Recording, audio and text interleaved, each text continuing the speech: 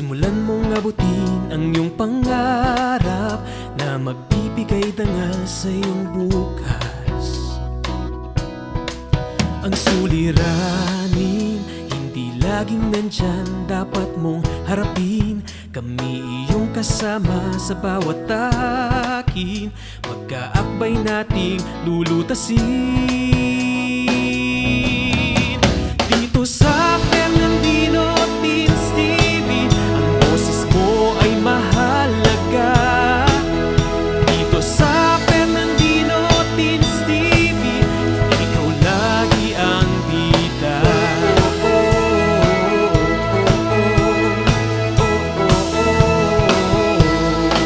Ang mga aral ay ginintuang atin ng bawat guro na siyang gagabay sa iyong pagkamulat. Naway umukit ito sa iyong isipan, maging mapanuri, sundin ng wasto at nararapat. Kagandahang asal ang ipakita, ipadama ang pusong may malasakit. Dito sa Fernandino Teens TV, ang boses mo ay mahalaga. Dito sa Fernandino Teens TV, ikaw lagi ang bida. Sakali mang tayo'y subukin ng unos, ating haharapin ng walang takot. Sasamahan ka ni Fernan at Dino, ang bagong barkada mo. Dito sa Fernandino Teens TV, boses mo ay mahalaga. Dito sa Fernandino Teens TV, edukasyon mo'y sigurado na. Dito sa Fernandino Teens TV, boses mo ay mahalaga. Dito sa Fernandino Teens TV, edukasyon mo'y sigurado na.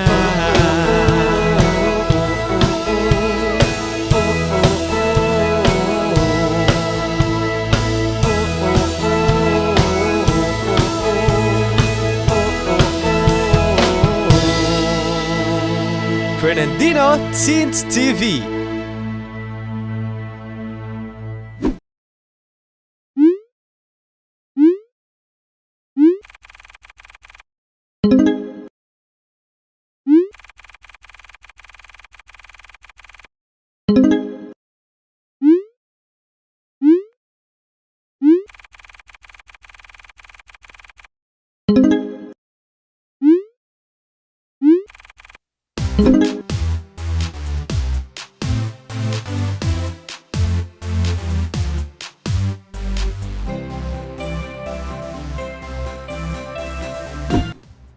Hello there, Fernandino Teens.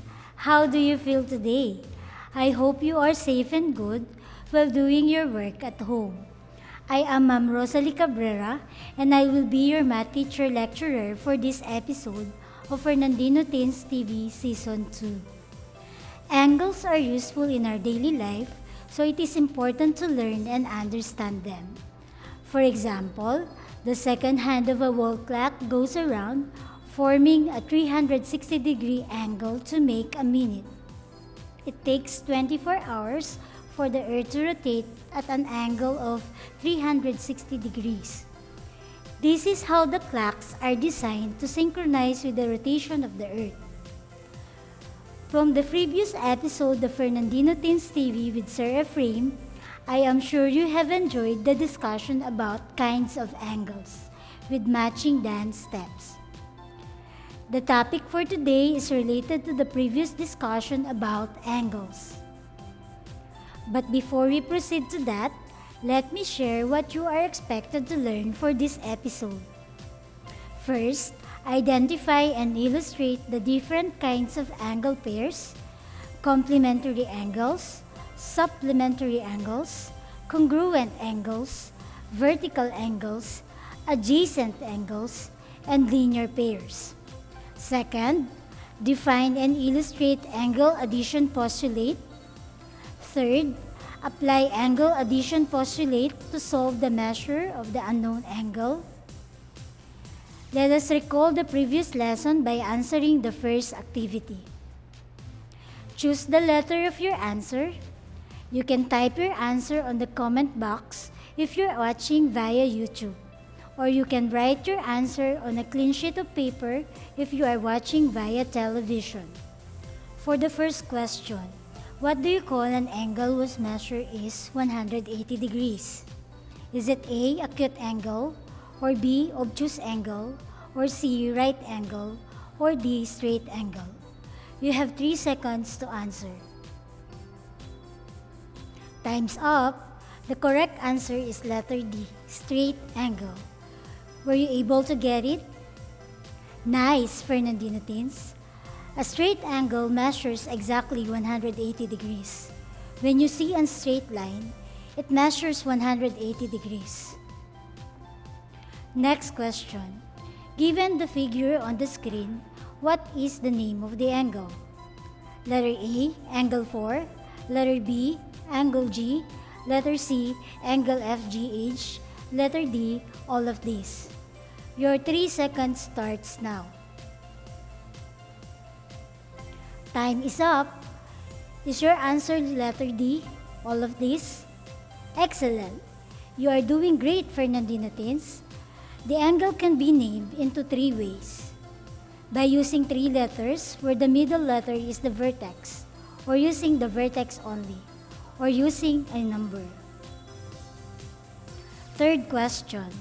What is the measure of angle B? Is it letter A, 40 degrees, or letter B, 50 degrees, or letter C, 90 degrees, or letter D, 180 degrees? You have 3 seconds to answer. Time's up. If your answer is letter C, 90 degrees, then you are correct. Good job, Fernandino teens. The small square or box near the vertex indicates the angle is a right angle. Therefore, the measure of angle B is 90 degrees. Let us proceed. Question number 4. How many angles are there in this figure? Letter A, 4. Letter B, 3. Letter C, 2. Letter D, 1. Your 3 seconds starts now. Time's up. You are correct if your answer is letter B, 3. Fantastic. The 3 angles are angle ADB, angle BDC, and angle ADC. Let us continue. For the last question, what is the measure of angle ADC? Is it A, 85 degrees, B, 75 degrees, C, 50 degrees, D, 35 degrees? You have 3 seconds to answer. Time's up. The correct answer is 85 degrees. Did you get the same answer? Excellent. 35 degrees plus 50 degrees is equal to 85 degrees, which is the measure of angle ADC. The measure of the larger angle ADC is equal to the sum of the measure of the 2 smaller angles, angle ADB and angle BDC. The whole is equal to the sum of its parts. When applied to angles, it is called angle addition postulate. What is the angle addition postulate? The angle addition postulate states that if B is in the interior of angle ADC, then the measure of angle ADB plus the measure of angle BDC is equal to the measure of angle ADC.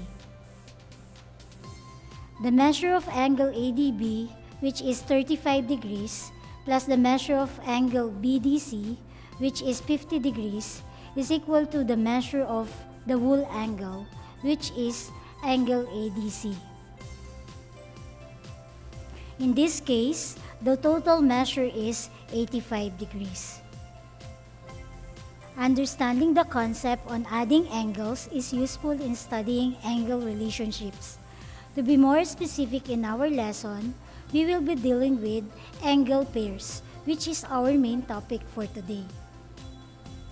Let us define and illustrate different angle pairs. To start with, we have complementary angles and supplementary angles.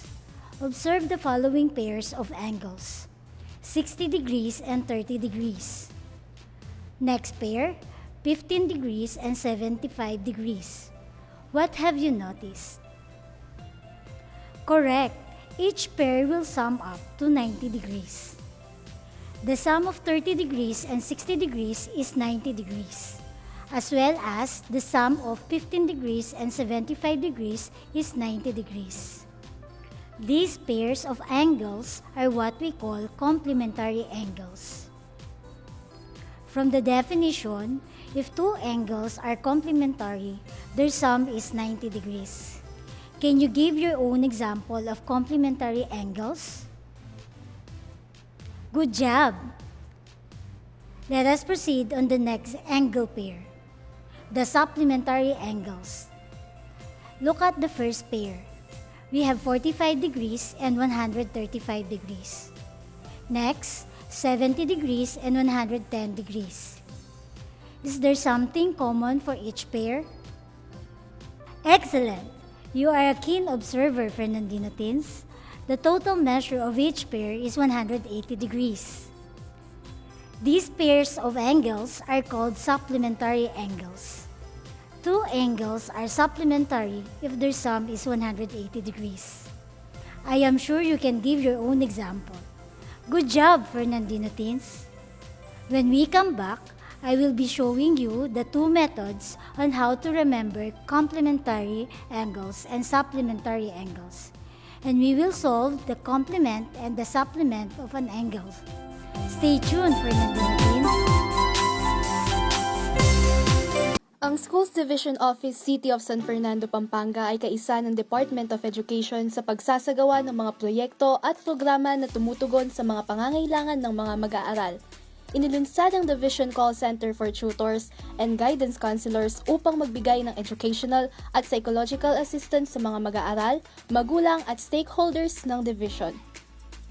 Kaya, kung may nais kayong itanong tungkol sa pag-aaral, maaaring magpadala ng mensahe sa Division Call Center for Tutors and Guidance Counselors Facebook page o tumawag sa mga numero na makikita sa ibaba ng inyong screen tuwing Lunes hanggang Biyernes sa ganap na alas 8 ng umaga hanggang alas 6 ng gabi.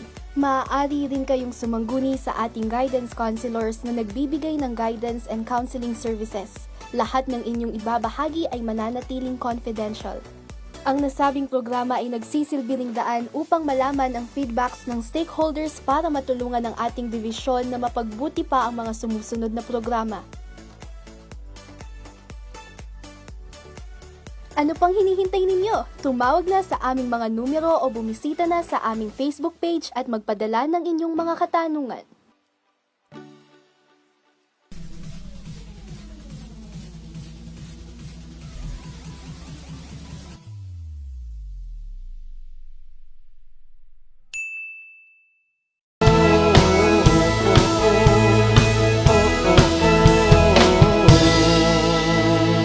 Fernandino Teens TV. Welcome back, Fernandino teens. Earlier, we have defined and illustrated complementary angles and supplementary angles and have given some examples. As we proceed, let me share to you the two methods on how to remember complementary and supplementary angles. The first method is by relating the first letter of a word. C stands for corner. A corner is a 90-degree angle. A corner is complementary. C for C. Next, S stands for straight angle. A straight angle equals 180 degrees. A supplementary is for straight angle. Supplementary angles add up to 180 degrees. For the second method, the word complementary has one P in it. If I take P and turn it around, it looks like a 9. Put 0 on it, then it is 90. Complementary angles are equal to 90 degrees. The word supplementary has 2 P's. Turn this piece around, then they are 9.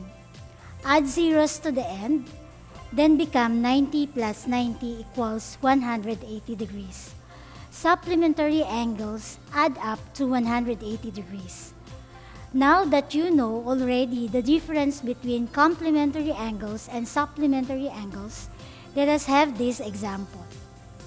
First example, find the complement of the angle that measures 27 degrees. In this example, the meaning of complement is a number that will complete 27 degrees to have a total of 90 degrees. What number will be added to 27 degrees to get a sum of 90 degrees? That is right. It is 63 degrees. You may also do subtraction, such that 90 degrees minus 27 degrees is equal to 63 degrees. Therefore, an angle whose measure is 63 degrees is the complement of 27 degree angle. Next example. Find the supplement of the angle that measures 75 degrees. The word supplement in this problem implies that the number that will complete 75 degrees to have a total of 180 degrees. What number will be added to 75 degrees to get a sum of 180 degrees? You are correct. The answer is 105 degrees. You may also subtract 180 degrees by 75 degrees. Therefore, a 105 degree angle is the supplement of the angle whose measure is 75 degrees. Let us proceed to the last example. What are the complement and the supplement of a 54 degree angle? There are 2 answers in this problem. You need to solve for the complement and the supplement of the given angle. How will you do it? Can we just subtract 54 degrees from 90 degrees to get the complement? Yes, you are right, Fernandino teens. 90 degrees minus 54 degrees is equal to 36 degrees. Therefore, the complement of the angle whose measures is 54 degrees is 36 degree angle. What about the supplement of the angle whose measure is 54 degrees? By subtracting 54 degrees from 180 degrees, we can get its supplement. 180 degrees minus 54 degrees is equal to 126 degrees. Therefore, the supplement of the 54 degree angle is an angle whose measure is 126 degrees. It is very easy, is it not, Fernandino teens? To check if you really understand the complementary angles and the supplementary angles, let us do the following task. In this activity, you are going to find the complement and the supplement of each given angles. You may type your answer on the comment box if you are watching via YouTube, or if you can write your answer on a clean sheet of paper if you are watching via television. First number. Get the complement of the angle whose measure is 45 degrees. Good job, Fernandino teens. The answer is a 45 degree angle. 90 degrees minus 45 degrees is 45 degrees.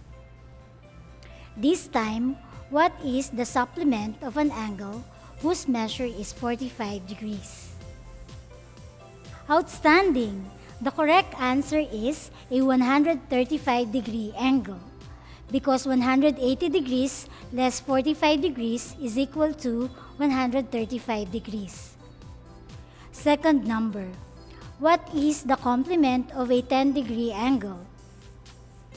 You are getting better, Fernandino teens. The complement of a 10-degree angle is an 80-degree angle. Now, find the supplement of a 10-degree angle. You are correct! Bravo! The answer is an angle whose measure is 170 degrees. Lastly, get the complement of an 82-degree angle. Yes, that is right. Its complement is an 8-degree angle. Then how about its supplement? Great! The supplement of an 82-degree angle is an angle whose measure is 98 degrees. I am amazed with your performance, Fernandino teens. You are now ready for the next part of the discussion. Let us proceed to adjacent angles and linear pairs. Now observe the two sets of pairs of angles. The pair of angles on the left side are adjacent angles, while on the right side, the pair of angles are not adjacent angles. What conclusion can you make about adjacent angles? Yes, you are right, Fernandino teens. Some of you will say that adjacent angles are closer to each other. Others would say that they form one big angle. All your descriptions are accepted and correct. But what is the mathematical definition of adjacent angles? Adjacent angles are coplanar angles that have a common side and a common vertex. In the illustration, this is the angle 1 and this is the angle 2. They are both on the same plane. They also share the same side, as shown using the pink ray. Also, the vertex of angles 1 and 2 is the same. They have a common vertex. Therefore, angle 1 and angle 2 are adjacent angles. Here are other examples of adjacent angles. Angle 3 and 4 and angles 5 and 6. I am sure you are eager to learn more, Fernandino teens. Let us proceed to linear pairs. Notice two groups of angles. The pair of angles with measures 55 degrees and 125 degrees are a linear pair. What do you think is the reason? Maybe you wonder why the pair of angles with measures 75 degrees and 105 degrees are not a linear pair. The total measure of this pair of angles is 180 degrees, same as the first pair of angles. Yes, pair of angles with measures 75 degrees and 105 degrees are supplementary, like pair of angles with measures 55 degrees and 125 degrees. They are not on the same group. On the other hand, the angle pair with measures 88 degrees and 30 degrees are angles with the same side and the same vertex, just like the angle pair with measures 55 degrees and 125 degrees. The two pairs of angles are adjacent, but only the pair of angles with measures 55 degrees and 125 degrees are a linear pair. What will be your conclusion about these, Fernandino teens? Fantastic! You are right. They have discovered that the pair of angles with measures 55 degrees and 125 degrees possesses two characteristics. Angle pair 55 degrees and 125 degrees are supplementary angles because their sum is 180 degrees. At the same time, they are adjacent and they form a straight line. We call them as a linear pair. Two angles form a linear pair when they are adjacent and supplementary. Can you give me one of your own examples of a linear pair, Fernandino teens? You are excellent. Yes, The pair of angles with measures 105 degrees and 75 degrees are a linear pair. We also have angles with measures 20 degrees and 160 degrees as another example of a linear pair. On this example, we can say angle 3 and angle 4 are also a linear pair, even if their measures are not shown. It is given that they are supplementary because they form a straight line, and obviously, they are adjacent. At this point, I think you are ready to do the next activity. Help me categorize if the given pair of angles are linear pair or a merely adjacent angles. Comment a like emoji if you think that the pair of angles are just adjacent angles, and a heart emoji if the pair of angles are a linear pair. Let us have the first pair, angle 2 and angle 3. Does the pair possess the characteristic of a linear pair or just adjacent angles? Like emoji, angle 2 and 3 are just adjacent angles. They share the same or common side and common vertex, but they are not supplementary. Second, angle 3 and angle 4 are linear pair or merely adjacent angles. Heart emoji, they are a linear pair. Angles 3 and 4 are supplementary and they form a straight line. Our third pair are angles 2 and 6. They are linear pair or simply adjacent angles. Did you get all the correct answers, Fernandino teens? I hope you got them all correct. When we come back, we will discuss how to solve the problems involving adjacent angles and linear pairs. Stay tuned, Fernandino teens! Maya po oras kaya kayo, Fernandinos. Ako pala ay Elwin Arl Serrano ng City Tourism Office ng Siyudad San Fernando. Ngayong bulan na ini, pagmasusyan tayo ang National Heritage Month na ating temang Victory and Humanity, Upholding Filipino Heritage and Identity. Kambena nini, metong karang aktibidades na ng siyudad, apin ng launching ng bayong Heritage Passport. Yung Heritage Passport, apin ng metong karing proyekto ng kaya katamong siyudad, yung paminamuna ng Mayor Edwin D. Santiago. Anong nuka rin makalagelangan ding eganagan ng heritage sites,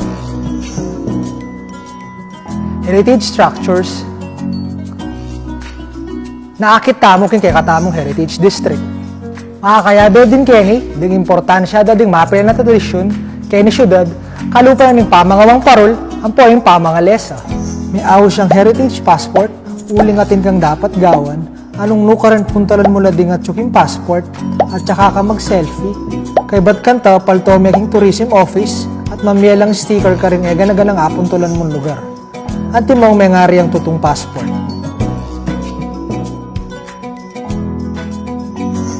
Balo ngeni, panahon na ini, tamo makain bisa lumal, uli na ng COVID-19 pandemic. Kaya naman kimbanwa nga ini, agkatan ko ding bikers tamo, edad 18 hanggang 50, imbis na lumaot kayo po, di na nyo lang dita ka oras di kaya katamong heritage structures, kaya ni syudad. Anya naman karing mumo ng 50 bikers ang makayari kaya katamong heritage passport, midinan lang premyong Only San Fernando loot bag.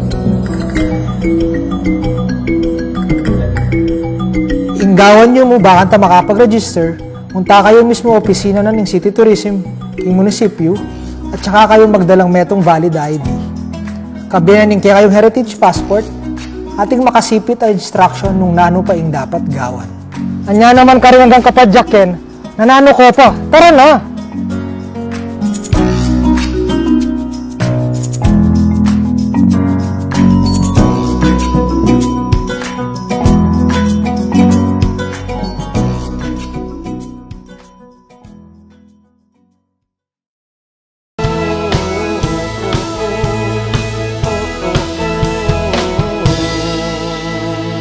Fernandino Teens TV. Welcome back, Fernandinatins. In the previous discussion, you have learned the characteristics of adjacent angles and linear pairs.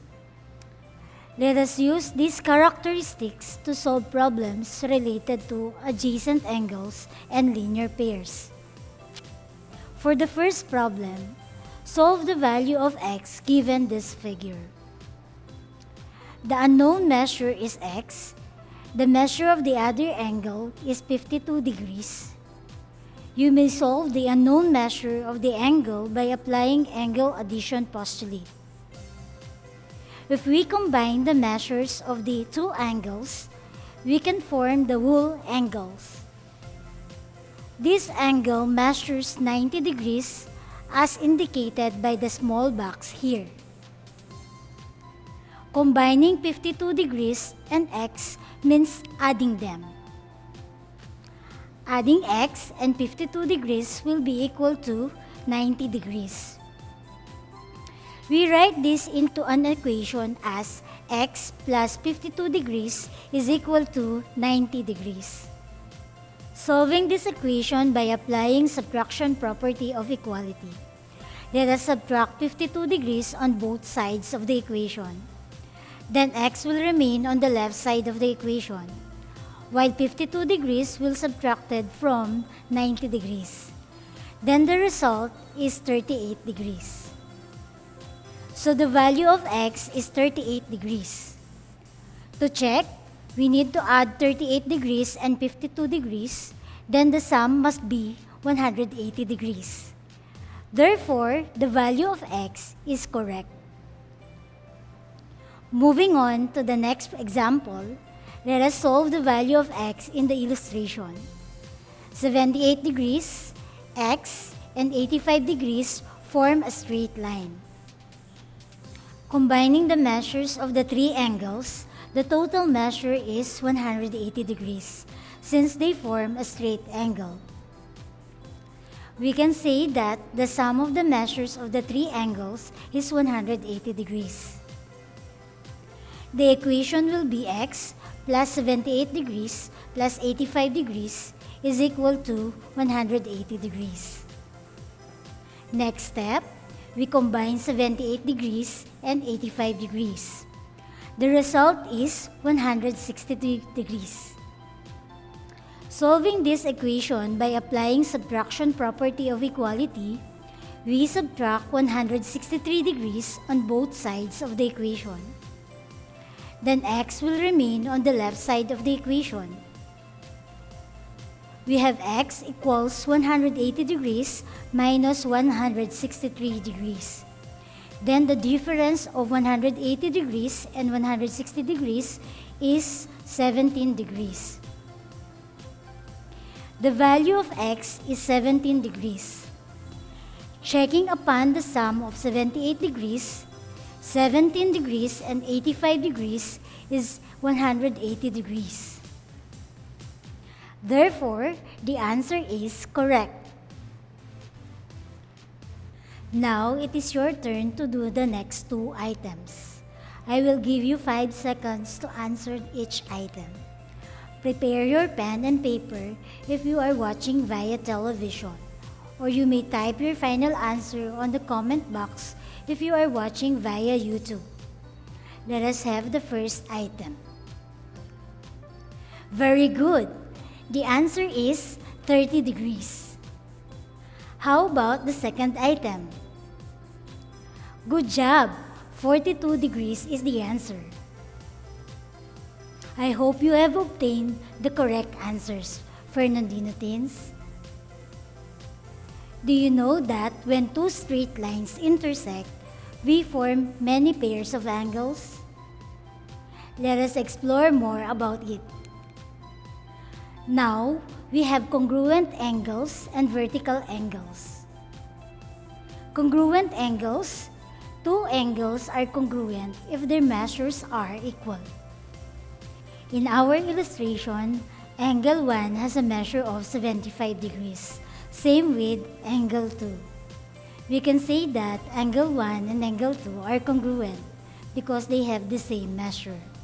In symbol, We write this as angle 1 is congruent to angle 2. A symbol commonly used for congruence is an equal symbol with a tilde above it, which means having the same shape and size, and is denoted by this symbol. Mathematically speaking, we use the equal symbol between equal numbers and measures, and we use the congruent symbol between congruent figures. Congruent angles have something to do with vertical angles. Vertical angles are formed when two straight lines intersect each other. As you can see in the figure, we have angle 1 and angle 2. Angle 1 and angle 2 are vertical angles. What do you observe? Are they adjacent? Correct, they are not. Vertical angles are non-adjacent angles, and their sides are opposite rays. Angles 1 and 2 do not share the same side. Take note that vertical angles are congruent, and so angle 1 is congruent to angle 2. If the measure of angle 1 is 50 degrees, then the measures of angle 2 must be 50 degrees. Not only angles 1 and 2 are the vertical angles in the figure. We also have another pair. Angle 3 and angle 4 are vertical angles. If the measure of angle 1 is equal to the measure of angle 2, then the measure of angle 3 is equal to the measure of angle 4. Angles 3 and 4 are both 130 degrees. Is it possible that their measures are equal to 100 degrees? Absolutely not, because we already have the measure of angle 1 and angle 2, which is 50 degrees. If the measure of angle 1 is 50 degrees, then the measure of angle 3 will be 130 degrees.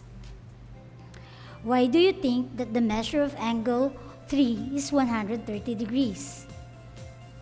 Right, their sum must be 180 degrees because they form straight angle. This is the same with the angles 2 and 4. For the third example, solve the value of x and y in the figure. On the figure, we have angle with measure 81 degrees. The values of x and y are missing. We need to find them using the given measure. Looking at the relationship of x and 81 degrees, how they are related? Right, they are vertical angles. Therefore, they are congruent. Remember, vertical angles are congruent. Their measures are equal. So, x is also equal to 81 degrees. Then we find the value of y. Do you see the relationship of y and 81 degrees? Yes, correct. They are supplementary because they form straight line. Therefore, the sum of y and 81 degrees is equal to 180 degrees. We may write the equation as y plus 81 degrees is equal to 180 degrees. Solving this equation by applying subtraction property of equality, we subtract 81 on both sides of the equation. Then y will remain on the left side of the equation. The equation will become y is equal to 180 degrees minus 81 degrees. The difference of 180 degrees and 81 degrees is 99 degrees. The value of y is equal to 99 degrees. Looking at the figure, if the value of y is equal to 99 degrees, then the sum of 81 degrees and 99 degrees is 180 degrees. So, it is true that y is equal to 99 degrees. Moving on to our last problem, find the value of x in the given figure. Given 29 degrees and x plus 4 degrees. We have here x as the unknown value. How do we solve it? In the figure, x plus 4 degrees is equal to 29 degrees because they are vertical angles. We will write this into an equation as x plus 4 degrees is equal to 29 degrees. Solving for the value of x, we need to apply subtraction property of equality. Let us subtract 4 on both sides of the equation. Then, x will remain on the left side of the equation. We have x is equal to 29 degrees minus 4 degrees. The difference is 25 degrees. The value of x now is 25 degrees. Upon checking in the figure, the value of x is 25 degrees. Substituting 25 degrees to x, we will have 25 degrees plus 4 degrees is equal to 29 degrees. 29 degrees is equal to 29 degrees. They are equal because they are vertical angles. Therefore, the value of x is correct. At this point, I am sure that you are ready for another activity. The activity is entitled Agree or Disagree. For the mechanics, you will check if the given value of x is the correct answer in the problem. Comment thumbs up emoji if you agree and thumbs down emoji if you disagree. Are you ready, Fernandina teens? Let's get started. For item number 1, is it thumbs up or thumbs down? Nice, Fernandina teens. It is thumbs up. Next number. Will it be thumbs up or thumbs down? Excellent, Fernandina teens. The answer is thumbs up. For item number 3, thumbs up or thumbs down? Fantastic, Fernandina teens. It is thumbs down. For the last figure, is it thumbs up or thumbs down? Well done, Fernandina teens. It is thumbs up. Did you get all the 4 items, Fernandina teens? I hope you did. When we return, we will identify the real-life applications associated with angle pairs. Also, another fun and exciting activities awaits you. So stay tuned, Fernandina teens.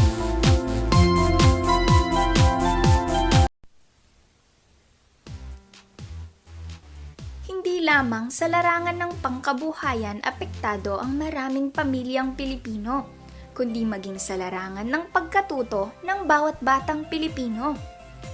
Inilunsad ng siyudad ng San Fernando ang programang Nurturing Environment and System for Thriving or NEST, isang education community pantry na naglalayon para sa isang malawakang pagtulong, pagtantabay at paggabay na ang focus ay ang makapagbigay ng tulong at suporta sa ating mga mag-aaral sa pamamagitan ng pagbibigay ng educational needs gaya na lamang ng school supplies, tutorial sessions, study tips, at iba pang mga pamamaraan na mas lalong makatutulong sa pag-angat ng ating edukasyon.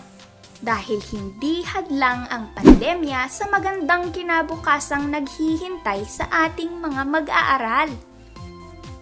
Sino-sino nga ba ang mga kalahok sa programang ito? Sa pagtutulungan ng ating school administrators, guro, magulang, at iba pang mga miyembro ng ating komunidad gaya ng barangay officials at sangguniang kabataan ay siguradong magiging mas matagumpay ang programang ito. Paano nga ba ang magiging proseso ng naturang programa? Una, magkakaroon tayo ng isang Facebook group, ang Pampanga High School NEST Education Community Pantry na pangungunahan ng Educational Pantry Coordinator. Ang mga magulang, tagapangalaga at mga guro ay ia-add ng ating Educational Pantry members sa Facebook group na ito. Sa page na ito maaaring i-post ng mga magulang at tagapangalaga o sino mang miyembro ng Educational Pantry ang kanilang mga kahilingan o requests. Kailangan ding ilagay ang pangalan ng mag-aaral, grade at section para sa mas agarang aksyon. Oo nga pala, Hindi lang requests ang pwedeng i-post. Pwede ring mag-post ang mga nais magbigay ng tulong o mga gustong mag-donate. Sabi nga nila, sharing is caring. Tandaan na ang Facebook group na ito ay pribado at posts na may kaugnayan lamang sa page na ito ang maaaprobahan. Mayroon din palang Google Form na ipamamahagi kung saan maaari nating isumite ang ating requests o kahilingan. Paano naman ang mga walang internet access sa bahay? Huwag mangamba dahil merong mga nakalaang drop boxes ang ating paaralan na kung saan maaaring ihulog ng mga magulang at tagapangalaga ang kanilang requests. Sa mga nais namang mag-donate ng school supplies, maaaring ilagay ang mga ito sa tabi ng drop boxes. Maaari ring mag-donate ng mga kagamitan o cash donation kaakibat ang pagsusumite ng deed of donation form. Pangalawa, mahalaga ang ugnayan ng mga guro at ng mga magulang o tagapangalaga sa programang ito. Gamit ang video calls o chats ay ipahahayag ng mga guro ang adhikain ng programang ito sa mga magulang o tagapangalaga. Maaari ring gawin ang orientation na ito ng face-to-face, kasabay ng schedule ng kuhanan ng mga module. Gaya ng nabanggit, hindi lamang mga bagay ang maaaring i-donate. Pwede ring mag-conduct ng tutorial session, study tips, at iba pang mga kagamitan sa pagkatuto gaya ng mga aklat o kaya ay gadgets. Ikatlo, ang requested needs ng ating mga magulang o tagapangalaga ay ililista ng ating NEST focal person. Ang mga coordinator naman ang mag-aayos ng mga ito. Ang advisors ng ating mga mag-aaral, guidance counselor, at iba pang mga guro ay ipaaalam sa ating mga magulang at tagapangalaga ang petsa at oras ng pamimigay ng requested needs na gaganapin sa paaralan. Sabi nga nila, it takes a village to raise a child. Kaya naman aktibo at iba yung pakikilahok ang inaasahan sa pagsasanib puwersa ng paaralan at barangay na siyang tutukoy sa pangangailangan ng bawat Fernandinong mag-aaral at kikilos upang matugunan ito sa tulong at suporta rin ng mga miyembro ng komunidad. Isang malawakang komunidad para sa isang produktibong educational community pantry ay tiyak na lilikha ng iba yung pagkilos upang maging mas magaan at madali ang pagkatuto ng bawat kabataang Fernandino. Kaya naman tandaan, magbigay ayon sa kakayahan, kumuha ayon sa pangangailangan.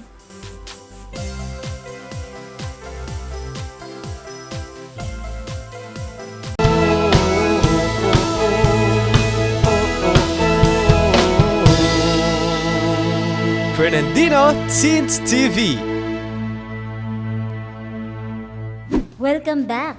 You are still watching Fernandino Teens TV Season 2.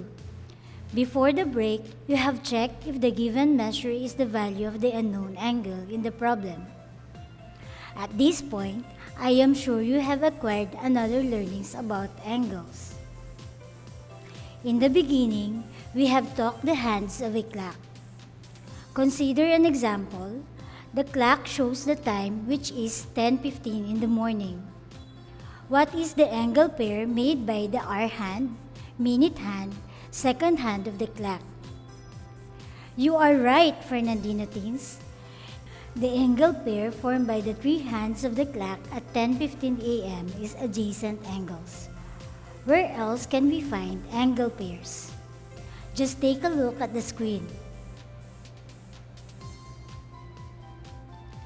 To know whether you have really understood the different kinds of angle pairs, let us do the following activity.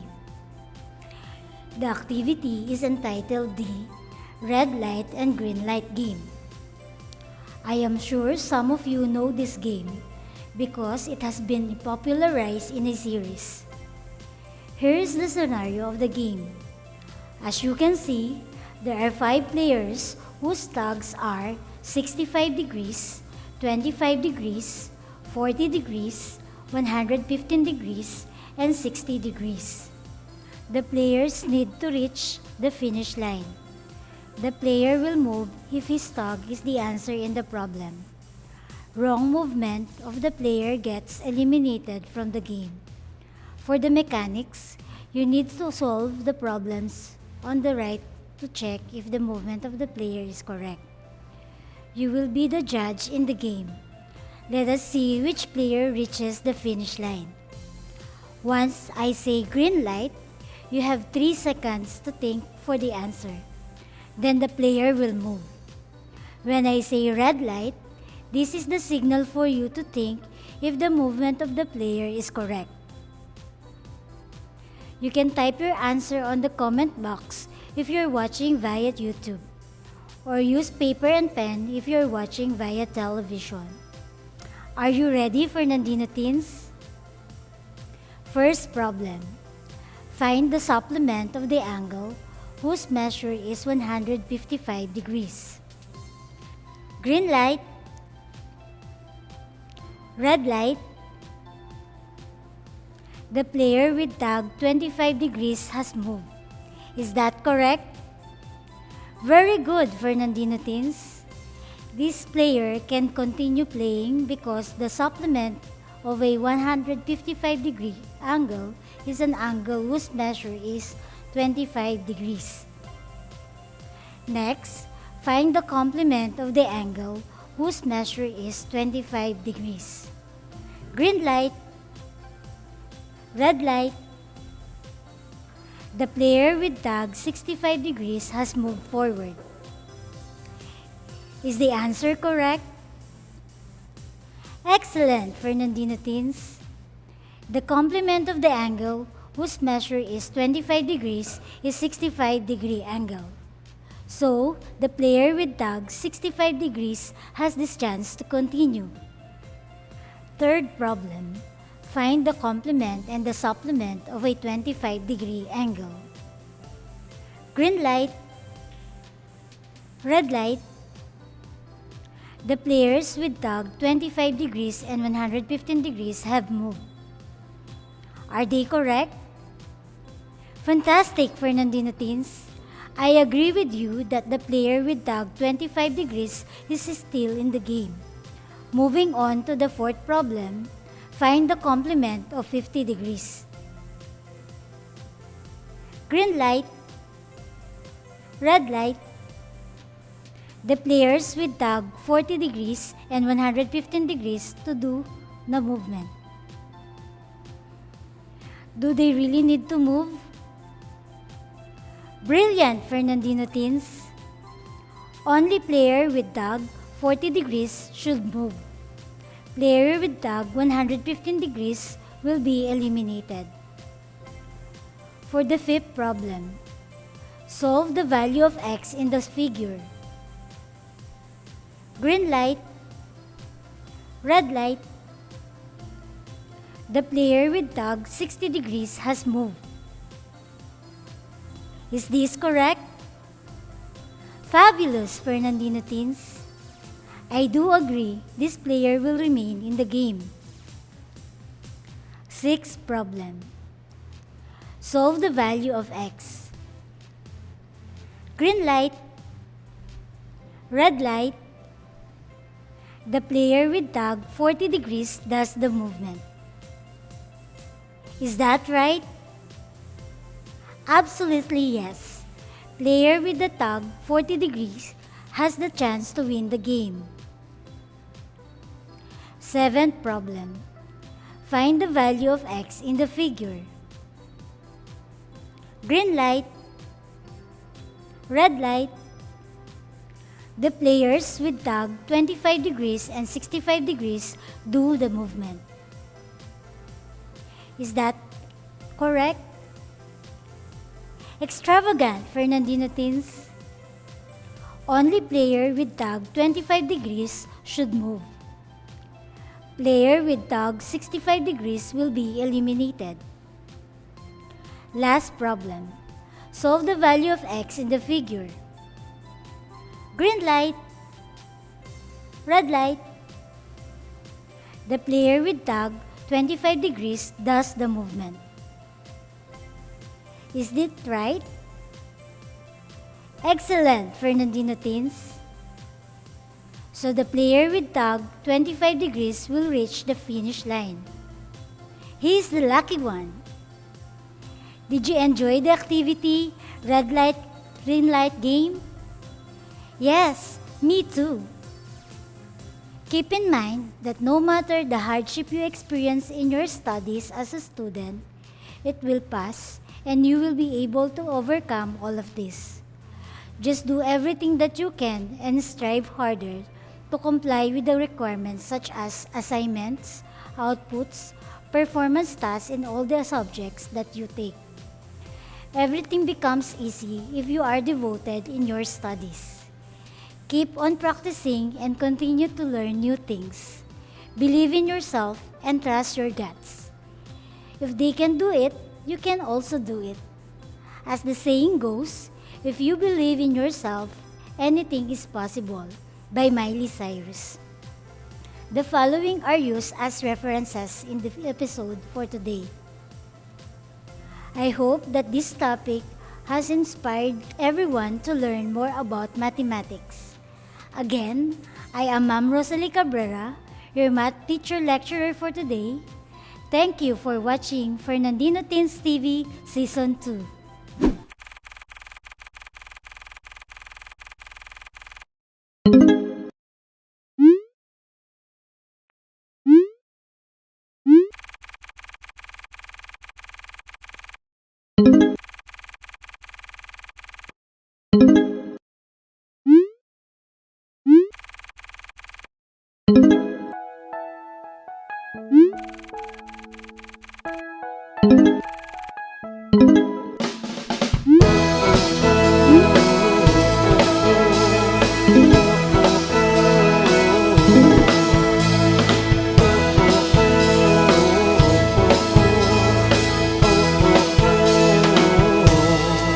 Bagong umaga, yakapin mo ang bagong pag-asa. Simulan mong abutin ang iyong pangarap na magbibigay dangal sa iyong bukas. Ang suliranin, hindi laging nandyan, dapat mong harapin. Kami iyong kasama sa bawat takin, magkaakbay nating lulutasin. Dito sa Fernandino Teens TV, ang boses mo ay mahalaga. Dito sa Fernandino Teens TV, ikaw lagi ang bida.